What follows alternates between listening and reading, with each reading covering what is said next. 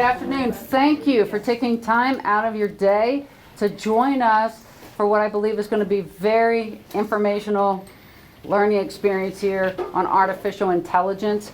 We're fortunate to have with us today colleague and friend Thomas Mark Keith, who's going to speak with us about reasonable and responsible AI. Mark is the business development manager with Merlin Intelligent Technologies. He is going to discuss today what he does, and I find it to be quite fascinating, in the field of artificial intelligence, of which there are many fields. Okay? So without further ado, I'm going to turn the stage over to Mark. Thank you. Thank you. Well, thanks everyone for coming. Good afternoon. My name is Mark, and Dr. DePalma, thank you very much as well for inviting me. And I want to first off kind of lay out some logic here for the presentation. Rather than an agenda, let's talk logic. I want to actually kind of pose some questions, please, some feedback to kind of guide us along here from you guys would be great. And then let's kind of take that talking about ourselves and our experience with technology and our experience with AI, and let's lead that in the direction of what are some responsible and reasonable elements that we should be thinking about. And then I will take a little time and talk about generative AI and about the AI technology that our company has developed and that is being used as well. And so that'll be about 30 minutes. Hit the timer. And then we'll open it up for any kind of questions. And when we get to the questions section, comments, questions, what you liked, what you didn't like. So this is want it to be kind of a brutally honest opportunity here. So for starters, are machines making decisions for you right now and about you right now? Yeah, that's kind of the dumb duh question, right? They definitely are, right? And it can be fairly simple. I mean, when you're sitting there on your browser and by golly, I really was thinking about buying that, and it pops up, right? Or think about Apple Music. The album you selected ended, then what comes next? The music you're likely to listen to, right? And yeah, they're trying to sell you something else, but it's something you're likely to listen to. Are machines also making consequential decisions about you? I think it's people are using machines to make consequential decisions about and use it as an excuse. I think that's a fair statement, right? People are using the machines, and they maybe are overly reliant on what those machines are telling them when they make their decisions. There's no question about that. But are machines actually, without human intervention, making consequential decisions about you? And the answer to that's yes. And kind of the train's out of the station on that. If you think about credit scores and assessing the risk that you might pose in a situation, a travel risk, those are the types of decisioning the machines are doing right now. There's not a human looking at your credit score, right? That's a machine making that calculation. And we can call them calculations, we can call them whatever we want to, we can call them algorithms. We can also call them decisions. Because if you're issued a credit score, right, that's somewhere in the background, that's the same thing as a human making that decision, but a machine made it, and you're stuck with that credit score, right? So there are consequential decisions that are being made right now for the benefit of someone else. Some other corporation, some other individual, some other government. So let's take what doesn't feel particularly very good, and let's turn it around. Let's don't go down this grim path. What if machines could actually make decisions that were in your benefit? They really were they were for your benefit. Is that taking place today? It is, right? And I'll start off with kind of a pretty non-compelling example. If you think about a technology like a grammar checker, typing along, you got a problem, it tells you it has AI built into it, whatever that AI is, and it's going to help you with your grammar.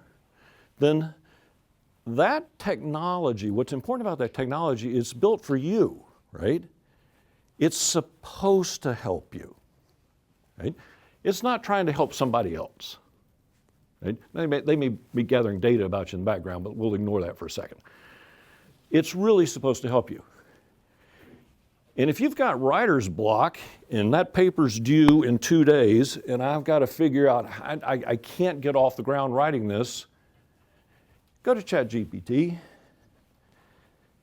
and ask ChatGPT for a little help. Don't ask it to write your paper, ask it for a little help, right? What do you think I ought to talk about? What order should I cover this in? And you can get past that writer's block by using ChatGPT. Is that for the benefit of somebody else or is that for the benefit of you? It's all about you, right? And that's okay. So machines are capable of doing this.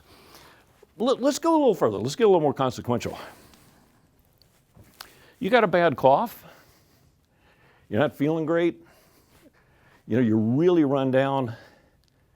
You got exams next week, right? What if you could log on, you hit a quote-unquote doctor, and that doctor's you're able to interact with that doctor, and that doctor's able to write you a prescription, which you can then go down to your pharmacy and fill. What if that doctor was artificial intelligence? That's not a bad deal. You don't have to deal with the healthcare system. You don't have to work on their timeline. You've got a credible doctor, quote unquote, solving a problem for you immediately when you have that problem. We've gone through several different examples, right? Is there anything that bothers you about an artificial doctor? What if it's just a cough? What if it's not consequential? I've got a cough. Would it be okay if the doctor was artificial? Well, if he prescribed you something. Yeah. Some of the work that's being done in Europe and overseas where telehealth is exploding much more rapidly than it is here in the United States, and it's kind of an important element of their emerging healthcare systems. Some of the interactions are with artificial intelligence.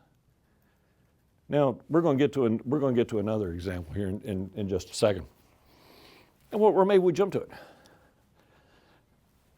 What if you broke your ankle? You're mountain biking. It's icy outside. You slip and you fall on the stairs, and you break your ankle, and they roll you into the room that you're in, and here's this monitor, and you're interacting with the artificial doctor. What about that situation? You're in pain, right? You're crying. This really hurts. And I've got an artificial doctor in front of me. Why does that feel different than Apple Music recommending the next song? It's more personal, lacks a human element. There's a human element here. And you want that human element, right? Or maybe it would feel better. If you're sitting here on this cold table with a broken ankle and you're really in pain, it's kind of nice to have somebody who understands pain, right? And that when you're bawling your eyes out and you can barely hold it together and you're shaking, you know that that person has compassion for you, or hopefully they do, right? We'll extend them that courtesy and say that maybe they have compassion for us, right? These are the logic of the examples that we kind of marched our way down through. All of this stuff is possible. Matter of fact, all of it's very real, right? Some of it's way more ubiquitous. Getting your next song, right? Getting told that, hey, you got a noun-verb disagreement right here, you ought to fix this, right? That's it. That's everywhere now. But these other capabilities are coming at us at an enormous pace. I read somewhere where in 5 years, almost all diagnoses that a doctor made will be supported by artificial intelligence. And that in order to meet the healthcare constraints in this country of the being able to see you when you need to be seen. I mean, how many of you tried to get into a doctor lately? Oh, that'll be 4 months. 4 months? I got a long journey ahead for 4 months. That to break that constraint, artificial intelligence can handle a lot of doctoring and diagnoses and prescribing if we're willing to be okay with that. Okay? Let's go another example. And this is where I want some feedback, for sure. You're done. You've graduated. You have found the job that you want. It's a dream job. It's where you want to go. It's what you want to do. You've read it, you've studied the company. You know in your heart you're a fit. You want this job. You fill out the application, you click send, and you're told immediately that you're denied.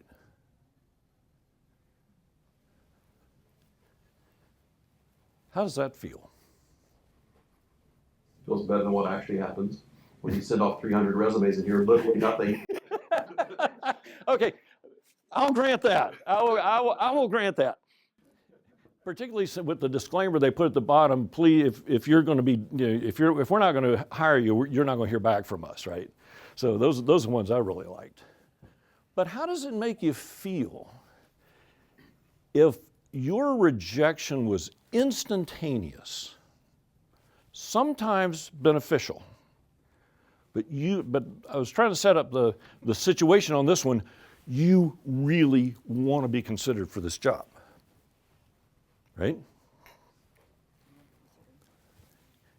What's that? You weren't considered in that 30 seconds that the chatbot got back to you. Something considered you. It would make me feel like I was incompetent at working the algorithms. Whether to look at my application or not. Okay, that's potential courses for the future here for college grads. People coming out of college is how to work the system, right? How to work the technology system. I would say probably the same way I felt walking into an interview and immediately seeing the body language of folks go in the direction of definitely not paying any attention just because they saw my attributes. So it would feel the same way. Maybe a little bit better because at the very least, I know that this was another type of bias. Yeah, at least you didn't have to go there to find out what you already could have known. Particularly if you're walking through the door like that. I think the challenge of the immediate rejection with the click is like the doctor when you're with your broken ankle, right? And I would advocate that the term that potentially the feeling when things like that happen, and it happens in person too. like you're describing. It's betrayal. You know, Apple Music is pretty good at that next song. You know, you don't ever worry that you might not like it that much, but it's not consequential, right? If you're betrayed by the technology, I get my calculator out, 2 + 2 is going to be 4, and 2 + 3 is going to be 5, right? You can tell I'm married to it. That, you don't think about betrayal, but has technology been implemented in such a way that it betrays my trust? It really betrays my ambitions and what you are seeking to be. Now, as Sonia introduced, my name is Mark Keith, and what I do, I'm not an AI specialist. So if you got a question about prompt engineering and generative AI, I'm not the guy. If you want to talk about data clustering, I'm not the guy, okay? But what I do is I work with people to actually use technology to build their twins. A twin of themselves that actually makes decisions the way they make decisions.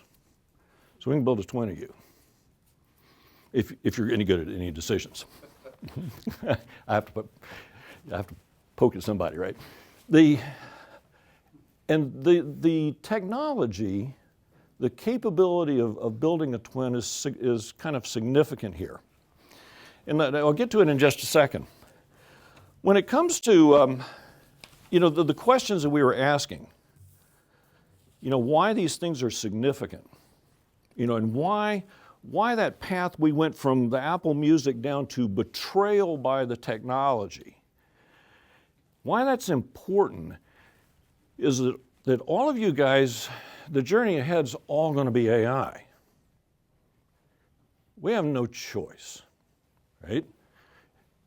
I suppose you could choose a lifestyle, but if you want to be connected to the real world, AI is going to be part of everything from your thermostat to the job you're doing. So you guys are going to be producers. Some of you are going to write AI, and you're going to code AI, and you're going to build AI. Some of you are going to be users, and all of you will be users in some capacity, and you're all going to be consumers of products that have artificial intelligence built into them. You'll notice I am avoiding a definition of AI.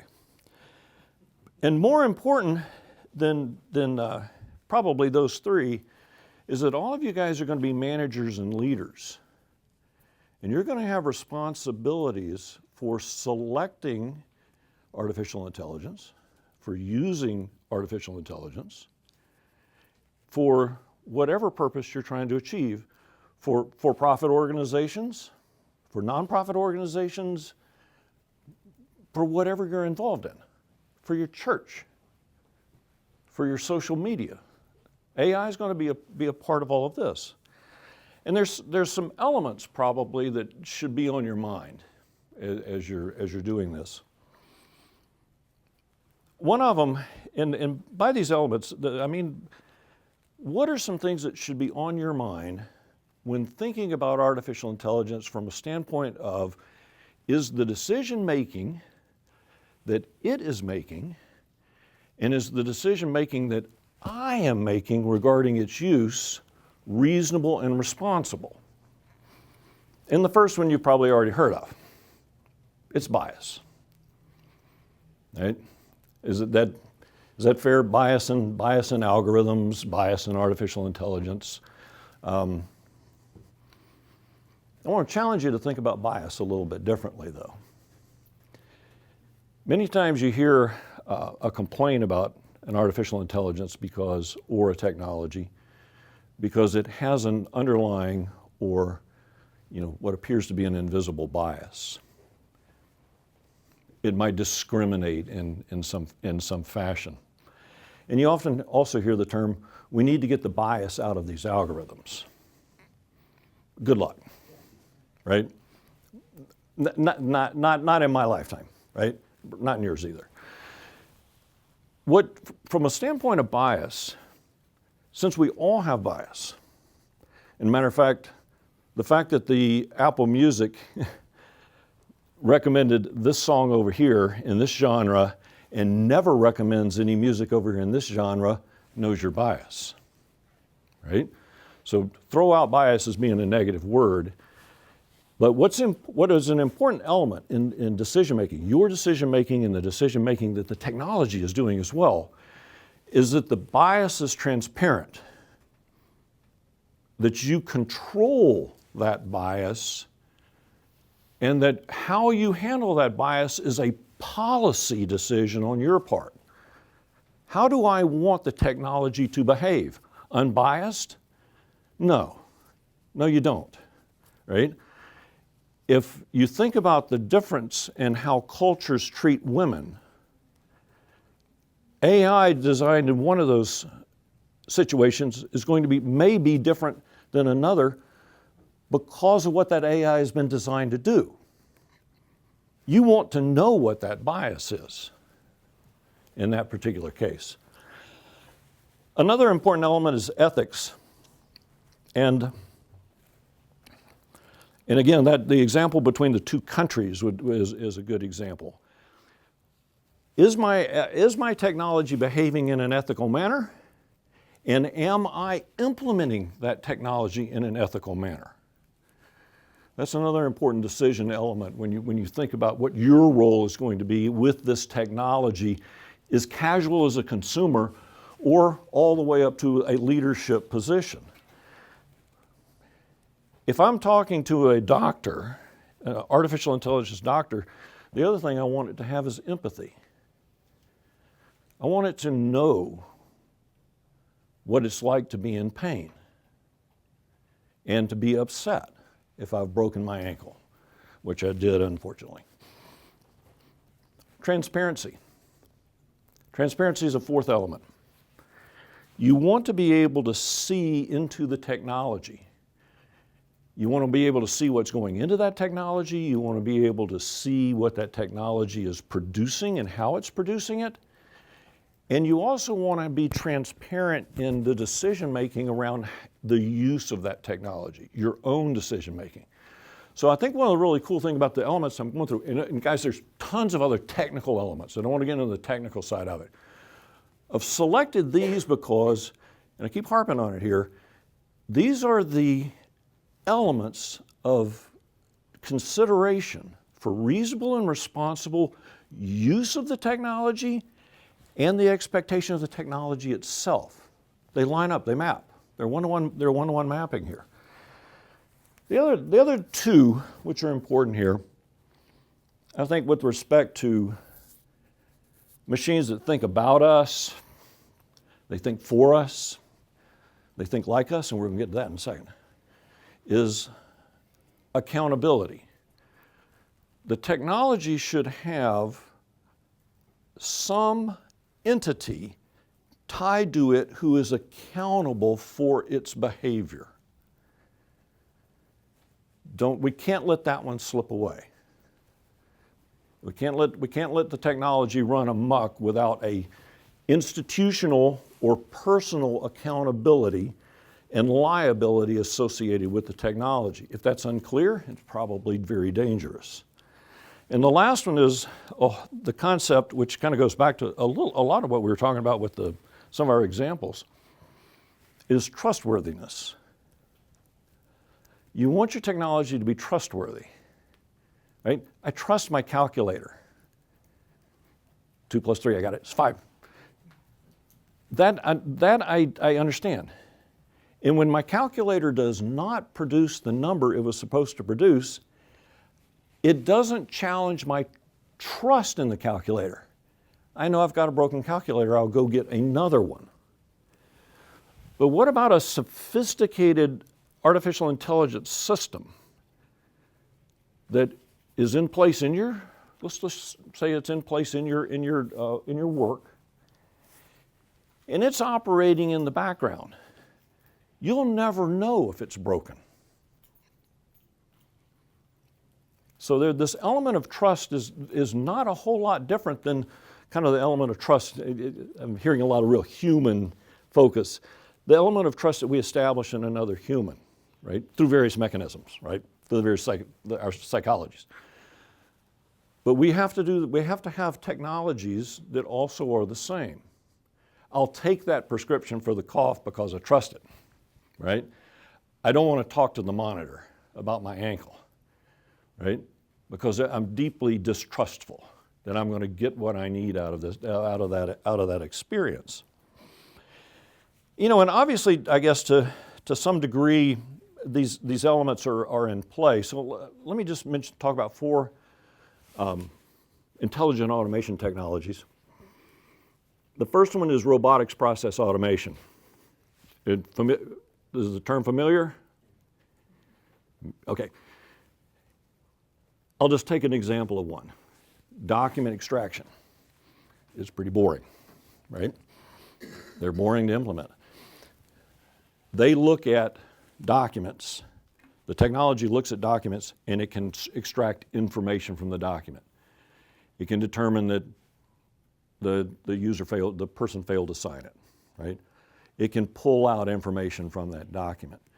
And in an environment like that, where the technology is being used, and perhaps artificial intelligence is being used in that sense, what's important to you there of the things that we had talked about really has to do with kind of accuracy and reliability. I mean, it's not really making any tough decisions. It's just saying, you forgot to sign your document, right? Send it back to them, right? So you've got robotics process automation kind of on the kind of the robotic end of automation. You then got data analytics. And when you think about algorithms that are derived from data analytics, and then of course as you move into more sophisticated analytics of data using machine learning and other artificial intelligence, those elements that we just discussed really start to pop up. Is there inherent bias in the data? Did that lead to a biased algorithm, right? Then am I okay with that bias? And then comes the policy side of that. Inside of data analytics, particularly machine learning and artificial intelligence, again, that'll take you right to questions about ethics and empathy and transparency and accountability. All of those pieces come into play. But everything I've talked about in those examples, RPA, data analytics, ML and AI, that's really, really, really data oriented. But one of our first examples was about the doctor. What if the doctor inside that monitor in front of you was actually a real doctor? What if it was cognitive artificial intelligence? IBM used that word a long time ago. It didn't mean anything then, so we'll pull it back out now that it has some meaning. What if you're looking at a nice avatar, nice natural language processing, having a great discussion with them, but you're not sitting there worried about, did they code this thing right for ethics? Does this thing have ethics? Does this have empathy? Does it have this? No, wait a minute. This is a twin of a real doctor that I'm interacting with. That would be a little bit more palatable, maybe. Depends if you got a human at the end of it that was going to wrap your ankle. Oh yeah, they did. They're not going to give you instructions. You know, now here's what you do. Here's how you actually set this brake. Yeah. The real doctor goes to, I think, does your real doctor not go to medical school? Mm-hmm. The real doctor goes and gets credentials, okay? The real doctor has to go through a residency program, And then you clone. okay? What was that? I'm sorry, my hearing is bad. And then you clone them. The clone has not gone through that. The clone has not gone through that experience. The clone has, because it's the person. No, the clone is not the person. The clone is a separate entity. I have a child who's not my clone, but they have my DNA, well, half of it anyway, on that. And they still are a different being. That clone will be a different being that did not go through the credentials on that.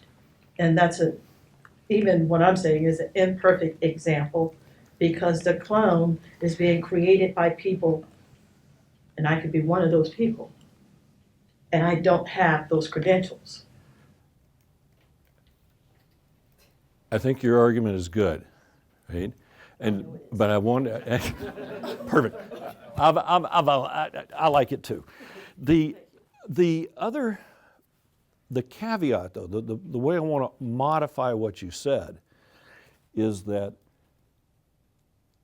it's not somebody who built that clone. The doctor built that clone, right? What if we have technologies that you could pick up and you could say, I want to train this technology to think like I think?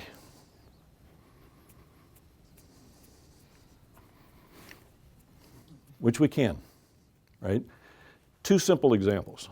One of them is an example from our work, but let's start with generative AI for just a second. ChatGPT, yeah, pay attention. It'll hallucinate on you something terrible periodically, right? And it's fun to go in there and try to get it to hallucinate and go off the rails. But if you take a large language model, the technology for that, and you train it on a body of knowledge that's bounded, right? So we could take one of the professors, their books, their lecture notes, interviews that they have had, and we're working on these. And you train the GPT model with just that body of knowledge. You're going to create a very interactive entity, which you can put an avatar on the front end if you want to. You can put a nice natural language processing, so you just interact with it like you would talk to it. And with some really good work, trained on just that body of knowledge, that entity that has been created will respond as that individual would. Some of the work we're doing with professors at Emory University in the Goizueta Business School and in the Center for Ethics, we're building clones of them. And we're testing the clone's ability, and I guess twin would be a better term. Clones kind of sounds like the sheep. We're building twins, and we're testing how well those twins in different situations respond or mimic the behavior of the human who built it. So you don't build it by committee. The person builds their twin. So if you're particularly good at buying and flipping houses, I mean, that's kind of here or there example, but if you were really good at buying and flipping houses, you can sit down with technology that will learn how to buy and flip houses just as good as you. And that technology is out there. So generative AI is one example, and then the type of technology that we use does what I was just describing right there. You don't need a body of knowledge, all those artifacts to train it on. You simply can train it by an interaction. If I want to train it if I happen to be good at buying used cars, I can really pick you out a good used car. If you're looking for a good used car, I can really help you. I could build my twin of that, and then I could send it to you on my phone, and then you could query Mark. Mark, should I buy this used car? And get my advice. Now, if you don't know me, it doesn't mean anything. But if for some reason you were able to assess my credentials at whatever that decision was, you might choose to employ me. And there's huge implications here. There's huge implications for the models created with generative AI and other emerging technologies and models created with digital twins, where you create a digital twin of you specifically making a decision, right? Think about influencers in the social media environment, in what they influence on. What if through the artificial intelligence, you could create this incredible force multiplication of your expertise? You're not an influencer on whatever they're influencing on TikTok or whatever. You're scholarly. You have a real talent in some area. The technology is there, and it's going to be part of business environments going forward, where you can create a twin of yourself to help your employees get work done, or a twin of yourself to sell into the world. For others to employ you, and you'll never even know it, except for the check. These are the kind of things that are coming.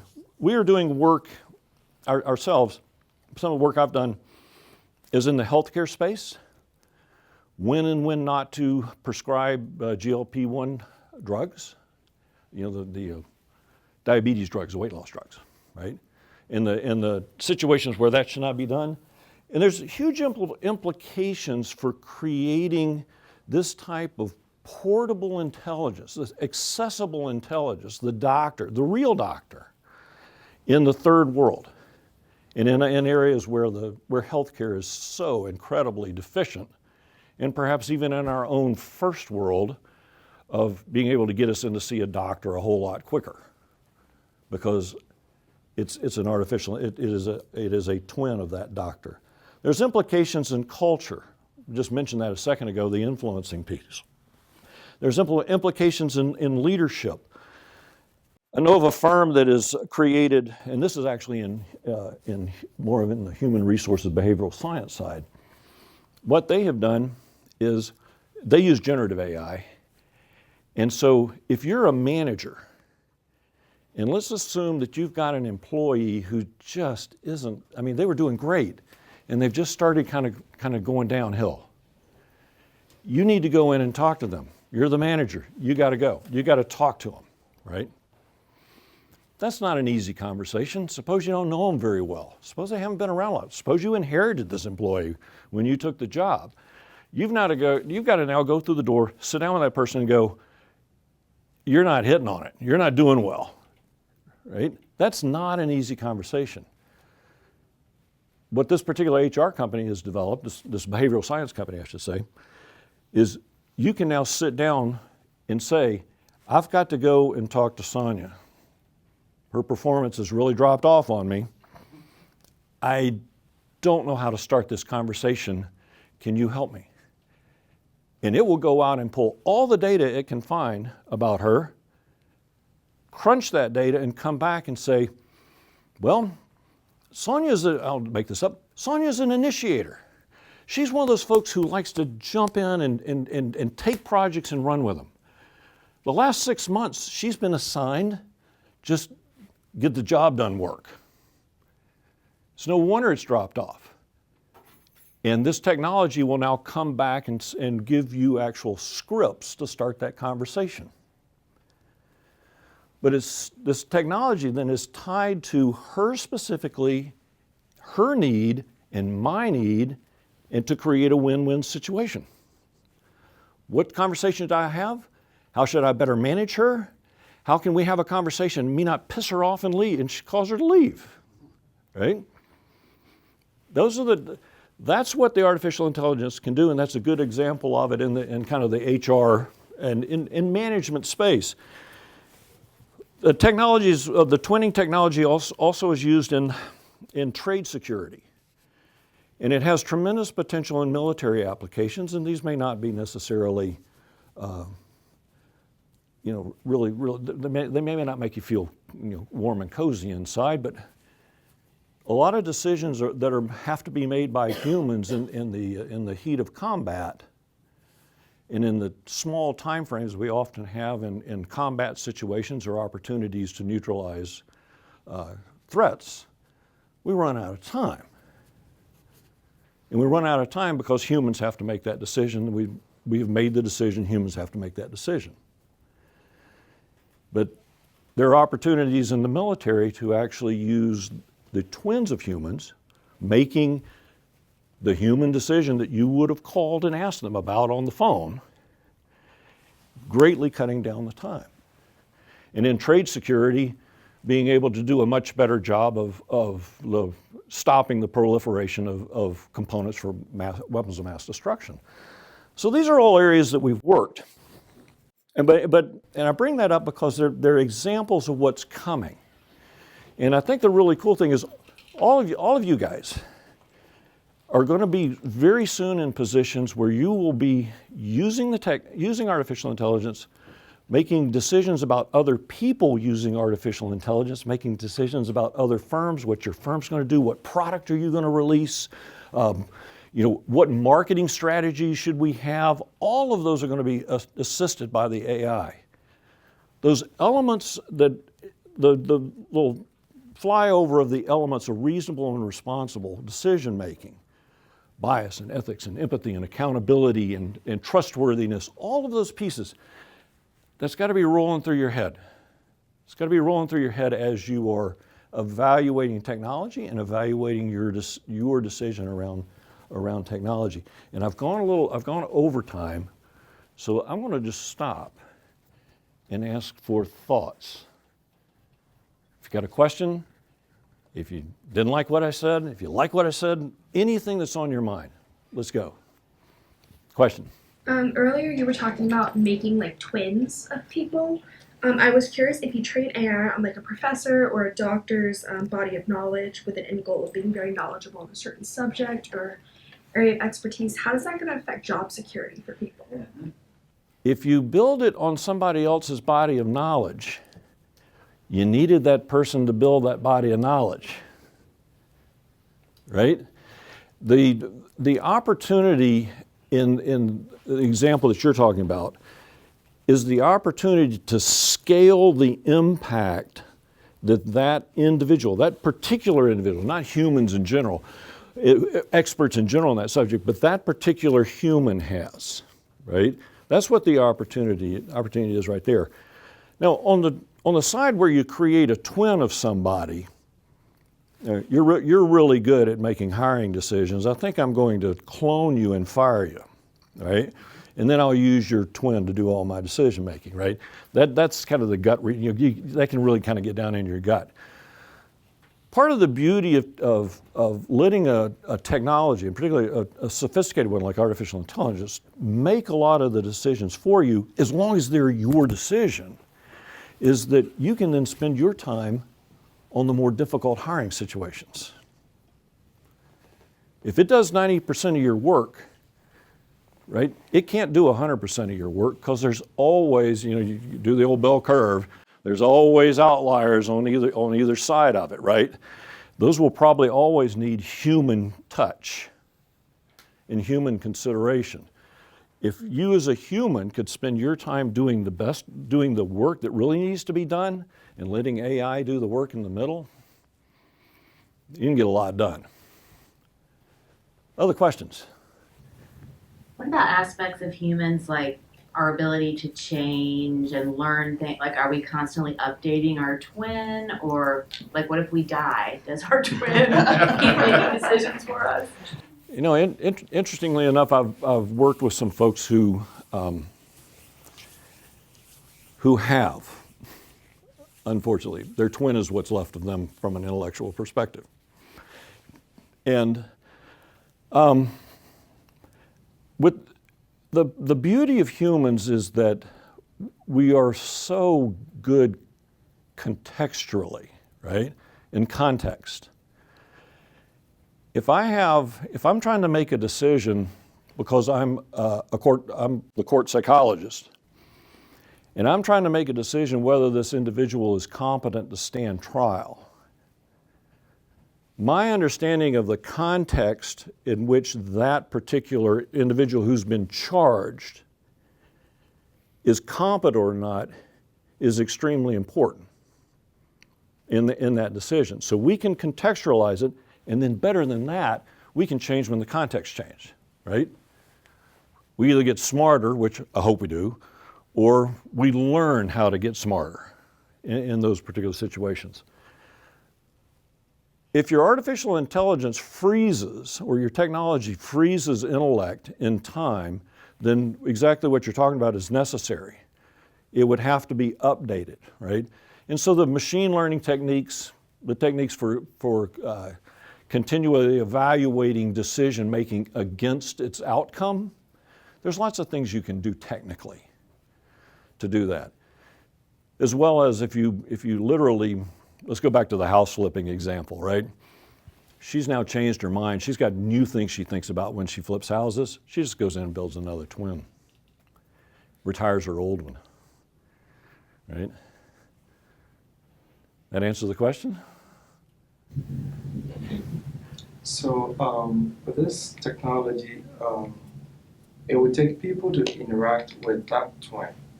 So let's say in human-to-human conversations, I can have conversations with you in which you would try to change my mind on something and I wouldn't budge. So what happens if you have multiple of such conversations, given that it's machine learning? Wouldn't it eventually change from being my twin because its values would be compromised over time based on the kind of people it talks to and the context of those conversations? I think that's a beautiful comment, because you really have to think about the, human-centric AI, where we're using AI to build a twin of a person, right? There's two extremes to that, right? There's the one where you freeze them in time, in a sense, and you utilize that twin of that individual until that twin is worthless, right? It's no longer making the decision I need it to make, right? Or it's no longer making a correct decision. The other side that you're talking about, where you might start with a body of knowledge of a professor like you were talking about, but let's let that model learn from others, right? You've corrupted it. It's not that person anymore, right? In the same way that ChatGPT is quote unquote corrupt in that sense, because it's built from a whole huge body of knowledge that's not person specific. Question. Quick comment and then a question. The comment is, as I'm into genealogy, I can see a great future for these twins of everybody's grandparent, creating a twin for their grandchildren to enjoy over the years. So that's a comment. The one that says sit up straight, don't slouch? Okay, yeah. Brush your teeth. You need to brush your teeth. The question I have is, how do you see this impacting higher education, and particularly campuses like UNCA here?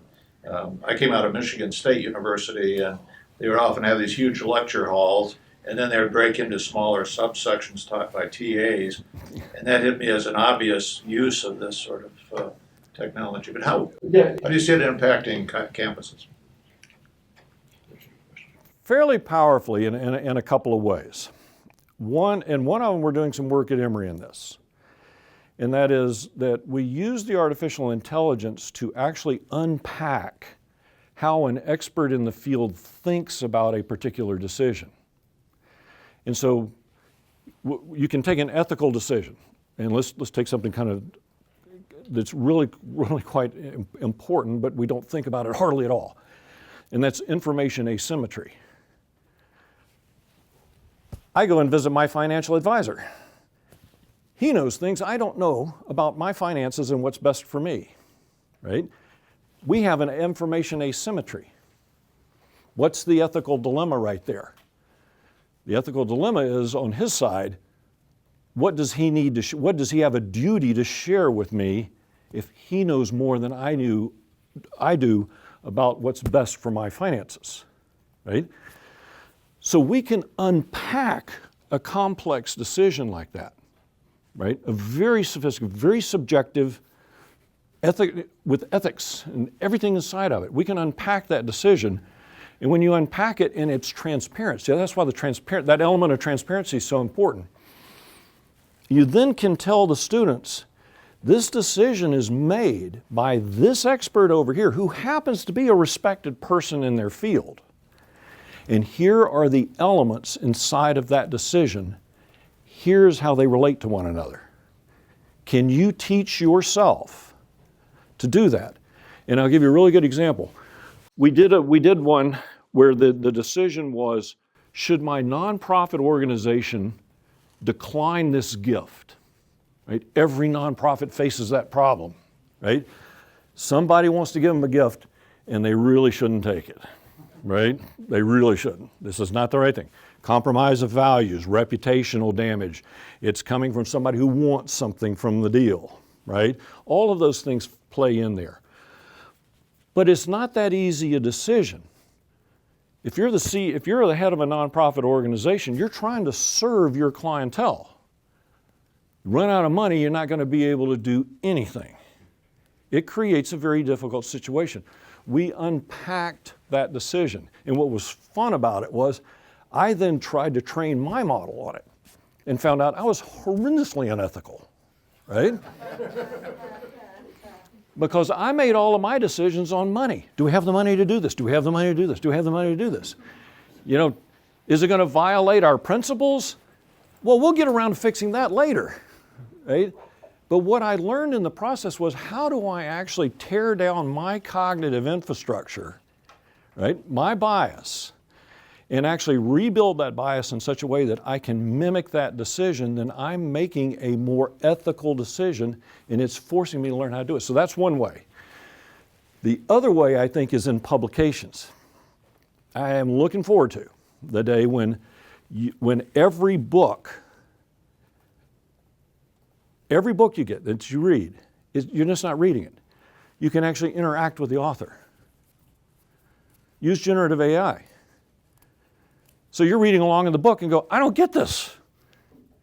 And you can immediately ask the author. That is an enormous change in publication. And it's an enormous change for how we learn and how we teach. And that's doable. And I don't know of any instance where it's been monetized, but it's doable. Yeah.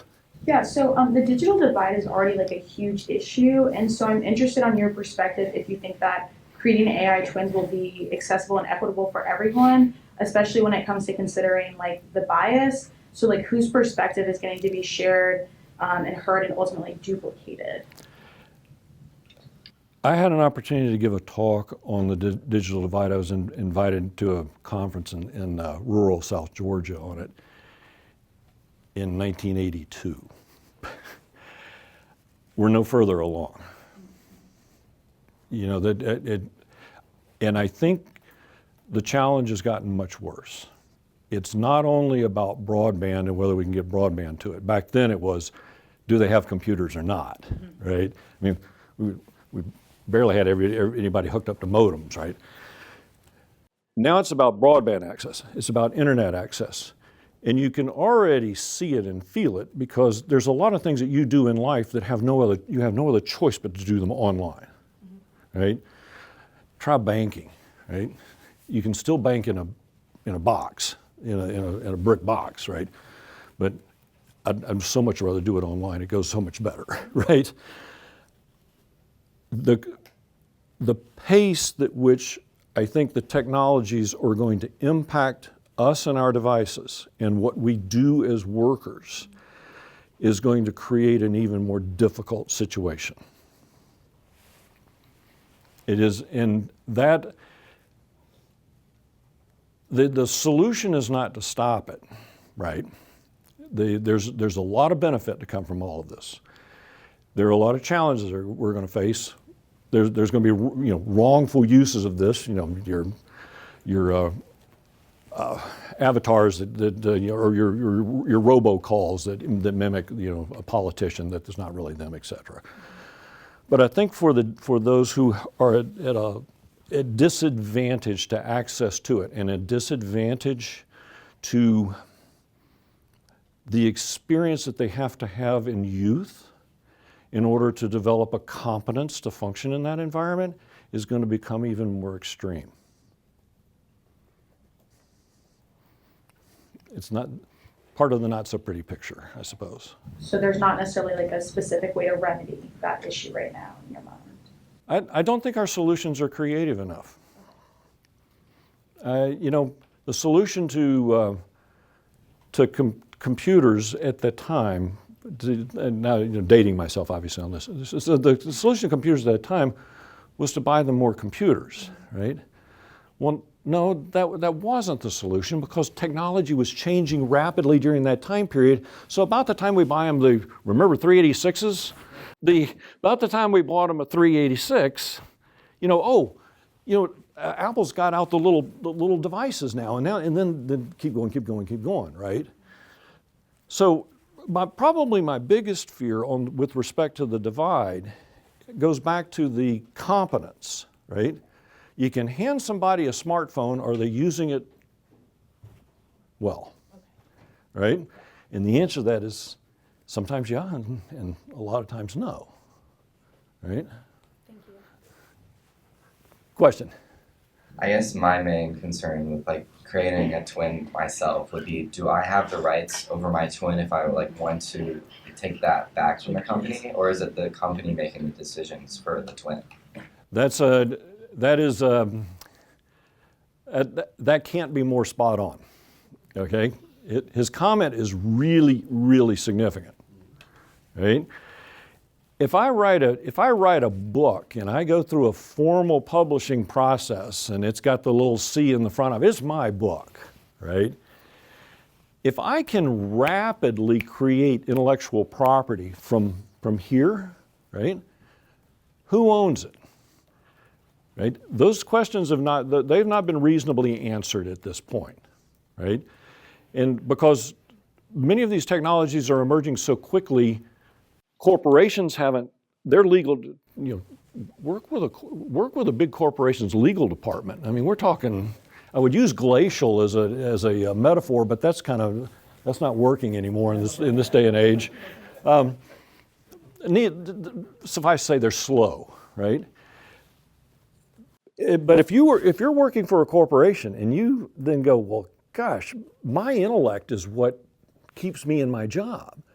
They want my intellect. I'm going to create a twin of myself that doesn't need me in order to operate and dispense my intellect. I think I would have a bit of a attitude of it's mine, right? IP law has never been easy. It's about to get phenomenally complex. Question? So would these twins, again, be if we made them fully sentient and aware, and then if we were arguing ownership over it, would that be essentially we're trying to trade ownership of cognizant beings? The best part about your question is we're not there yet. I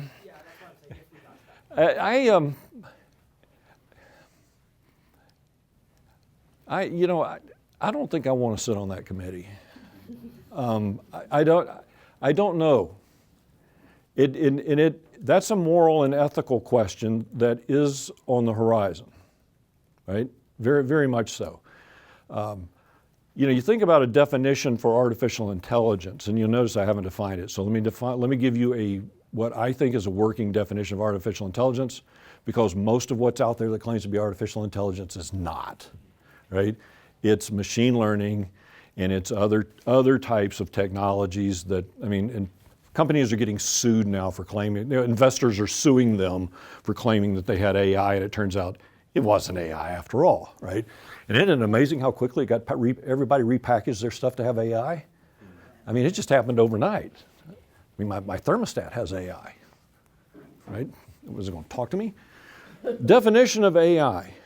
When I think about AI it is technology that can mimic and replicate human-like decision-making, right? And if you take it a step further where you were going, it ultimately would be technologies that can function in that capacity independent of humans and learning in a human environment. That's how I would like, because if we really make our definition of AI to be about humans, then it really is artificial intelligence. Right? Now, if there's a data scientist in here, I know they're going to be really upset, right? They're not going to like that one. They're not going to like that one at all, right? Because they have lots of algorithms and they can do lots of different things with the technology. It's pretty amazing stuff. But to me, artificial intelligence is about being able to replicate you, to build a twin of you. And if you don't have a body of knowledge, or if you do have a body of knowledge, we'll use your body of knowledge to build your twin. And Sonia? Mark, thank you so much for coming here today. We could continue the conversation, I'm sure, for at least another hour, but our folks in here had class at 1:20. This is a very small token of our appreciation. UNC Asheville, Department of Mass Communication. There we go. And a little chocolate I for you. love it. Thank you much. Thank you everybody. And oh,